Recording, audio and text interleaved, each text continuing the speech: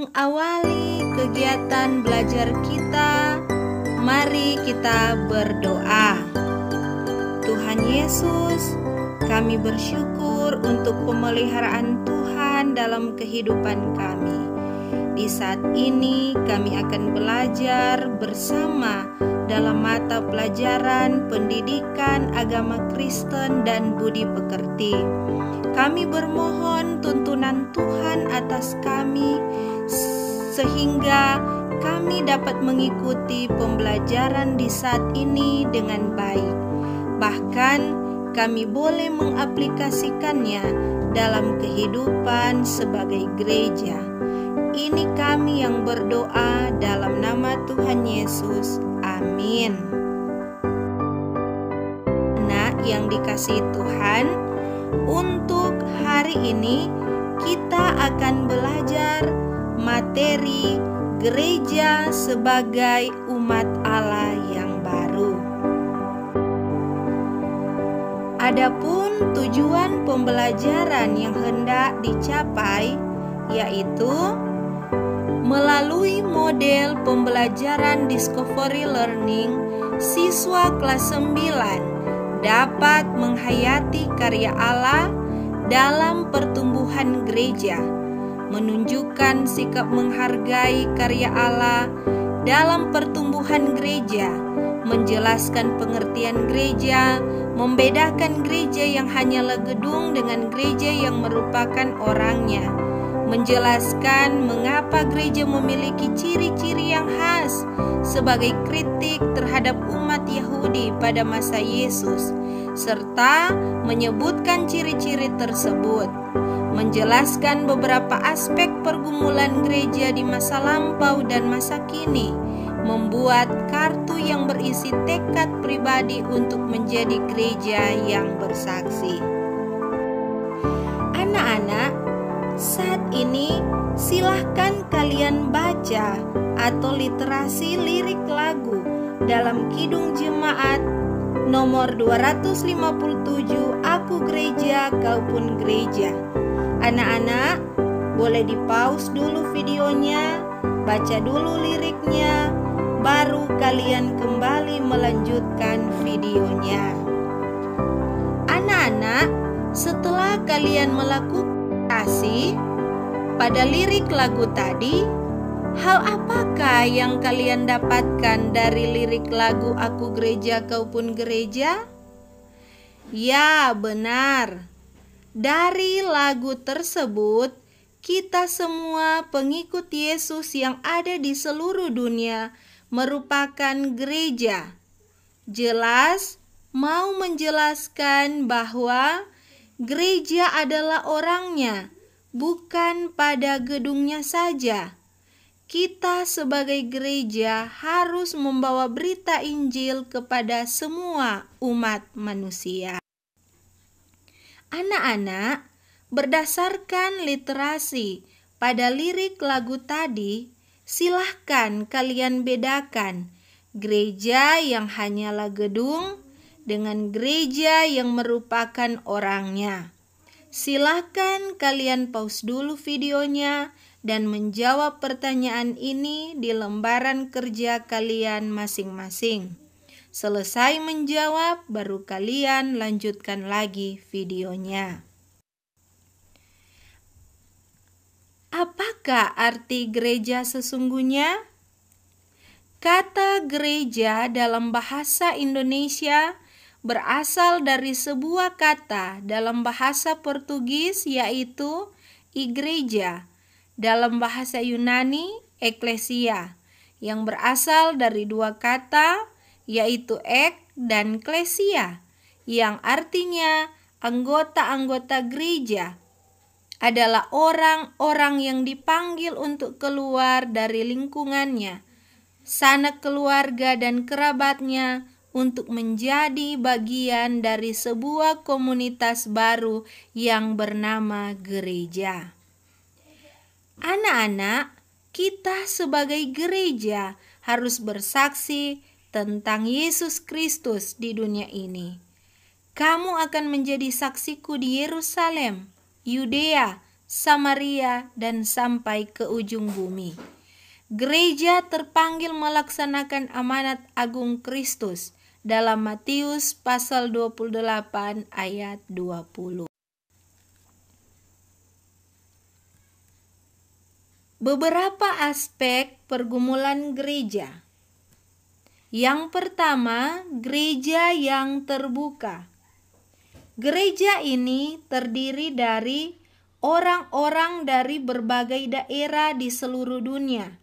Bahkan dalam kepemimpinan terbuka untuk perempuan seperti Lydia, Priscilla, dan Yunia. Gereja juga menerima orang cacat untuk menjadi anggotanya. Kedua, pemahaman tentang ajaran yang benar. Eksklusivisme, kesukuan, bahkan ada gereja-gereja tertentu yang menganggap dirinya yang paling benar dan paling suci. Ketiga, gereja yang gagal menjadi teladan.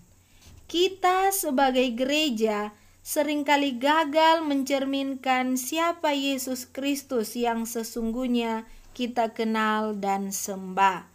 Keempat, hidup saling berbagi. Cara hidup orang Kristen yang sangat menarik, di mana mereka tidak menganggap milik mereka hanya untuk mereka sendiri. Mereka saling membagikan apa yang mereka miliki, sehingga tidak ada seorang pun yang kekurangan. Inilah tantangan atau pergumulan gereja. Bagaimana dengan kita sebagai gereja? Anak-anak, perhatikan sifat-sifat gereja. Pertama, gereja adalah kudus. Gereja adalah kudus, diasingkan, tapi bukan mengasingkan diri. Karena gereja disuruh ke dalam dunia untuk memberitakan Injil Yesus Kristus. Adanya gereja di dunia ini ialah untuk dipakai dalam karya penyelamatan Allah. Sifat yang kedua, gereja adalah am. Am berarti umum. Oleh sebab itu, gereja menerobos segala pembatas dan memiliki perspektif yang umum, tidak dibatasi oleh sekat-sekat sosiologis manusia. Sifat ketiga, gereja adalah persekutuan orang percaya. Gereja adalah persekutuan orang percaya yang telah mengakui tindakan Allah dan yang kini ingin mengungkapkan kembali tindakan itu melalui kehidupan mereka sebagai gereja. Sifat keempat, gereja satu. Gereja adalah kesatuan umat Kristen sebagai raja dalam gereja. Satu dalam memberitakan Injil, satu dalam mengemban misi, mengasihi sesama, dan mengasihi Tuhan. Satu dalam iman dan pengharapan. Oleh sebab itu, dalam perbedaan kita, Tuhan mempersatukan kita. Di dalam perbedaan itu, kita dapat bersatu, menampakkan kepatuhan kita sebagai gereja kepada Tuhan Yesus, Sang Kepala Gereja. Anak-anak, silakan kalian melakukan literasi kembali dengan membaca Kisah Para Rasul pasal 2 ayat 41 sampai ayat 47. Mem harap semua membaca dengan sungguh-sungguh sambil merenungkan bagian Alkitab ini. Sekali lagi, di-pause dulu videonya, kemudian silakan dibaca bagian Alkitabnya. Anak-anak, Setelah kita membaca bagian Alkitab tadi, jelas bahwa gereja terbentuk pada hari Pentakosta karena pekerjaan Roh Kudus. Gereja bukanlah gedungnya, melainkan orangnya. Gereja terpanggil melaksanakan amanat agung Kristus. Gereja terpanggil untuk memberitakan berita kesukaan dari Allah bagi semua orang, agar percaya dan diselamatkan. Tugas yang dilakukan gereja sekaligus ia aktif dan ambil bagian pada karya keselamatan dari Allah yang ditujukan kepada semua manusia dan ciptaan. Sekarang, simaklah dengan baik pesan Tuhan di dalam firman-Nya. Tetapi kamulah bangsa yang terpilih, imamat yang rajani, bangsa yang kudus, umat kepunyaan Allah sendiri, supaya kamu memberitakan perbuatan-perbuatan yang besar dari Dia yang telah memanggil kamu keluar dari kegelapan kepada terang-Nya yang ajaib. Kamu yang dahulu bukan umat Allah, tetapi yang sekarang telah menjadi umat-Nya, yang dahulu tidak dikasihani, tetapi yang sekarang telah beroleh belas kasihan. 1 Petrus 2 ayat 9 sampai 10. Baik anak-anak, untuk tugas hari ini silakan dikerjakan. Yang pertama, jelaskan pengertian gereja. Kedua, jelaskan beberapa aspek pergumulan gereja. 3, tulislah sifat-sifat gereja. 4, jelaskan cara hidup jemaat pertama menurut Kisah Para Rasul 2 ayat 1 sampai 47. 5, buatlah dalam bentuk kartu yang berisi tekad pribadimu untuk menjadi gereja yang bersaksi. Anak-anak yang dikasihi Tuhan, sebelum mengakhiri pembelajaran kita di saat ini, kita akan berdoa. Semua dalam sikap berdoa, dan marilah kita berdoa. Tuhan Yesus, Kepala Gereja, kami bersyukur selaku gerejamu yang ada di tengah-tengah dunia, boleh lagi mengikuti pembelajaran di saat ini.